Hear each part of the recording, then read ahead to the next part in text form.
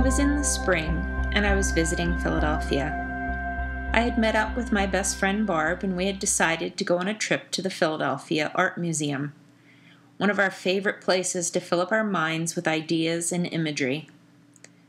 We had first come here together almost 30 years ago in high school. I had always had an attraction to the culture of India. I had taken belly dance classes for 9 years. The sculptures of twining gods and goddesses inspired me. I felt an affinity in my own love life with the sensuous blending of Shiva with his beloved Shakti. That day, we gravitated towards the exhibit, Rhythms of India, the Art of Nandalal Bose. I had never heard of him before, but as soon as I stepped into the exhibit, I loved his work. The artwork was displayed chronologically, starting with Nandalal's early work of Hindu gods and goddesses. His work showed a wonderful balance in its composition. I felt an affinity with the artist. "Look, he uses warm and cool colors to play off each other," I'd remark.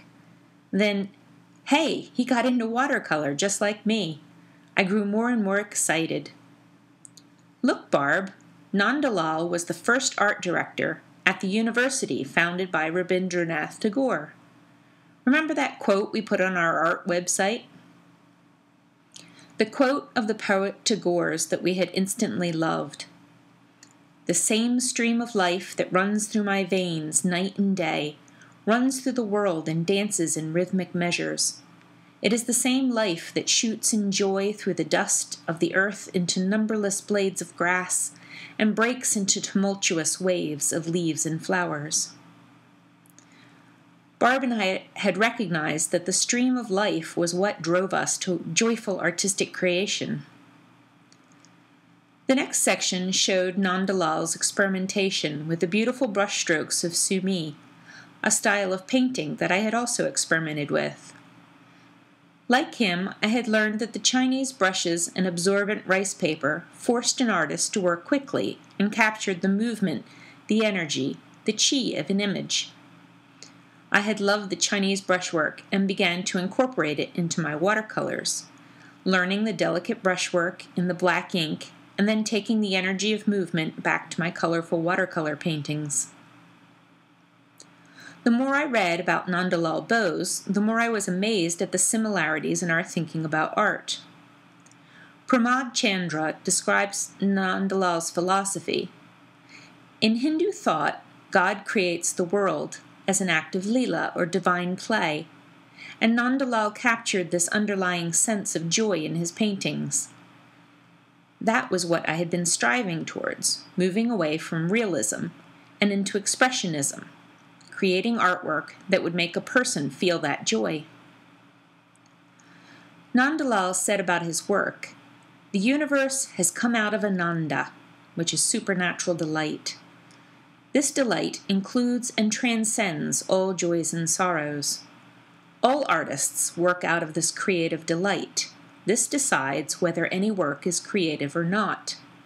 The purpose of art is to capture that rhythm of delight inherent in all creation within their movement and measure.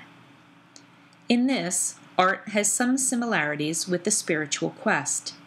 The spiritual quest drives towards the recognition of the essential unity at the center of the diversity of creation, of the one by which you know all. Art, too, moves towards the vision of this great one."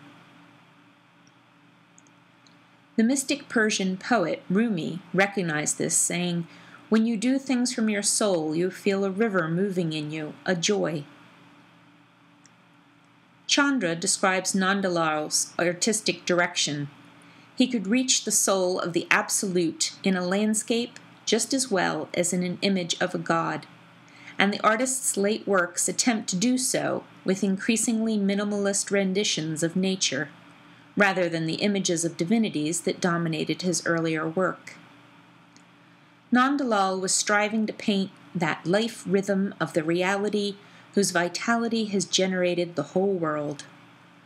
Nandalal was finding the sacred in nature, the same motivation that generates my artwork. At the end of the exhibit, there was a short biography. I forget what it said because I was staring at the dates. Nandalal Bose, born December 3rd, 1882, died April 16th, 1966, the day before I was born. Nandalal and I were both in an in-between state at the same time. We were both in the bardo, between life and death, between beyond and birth. I feel like he touched me in passing, whispered in my ear, passed me a metaphysical paintbrush, and passed on that spark of desire to bring the sacred into this life.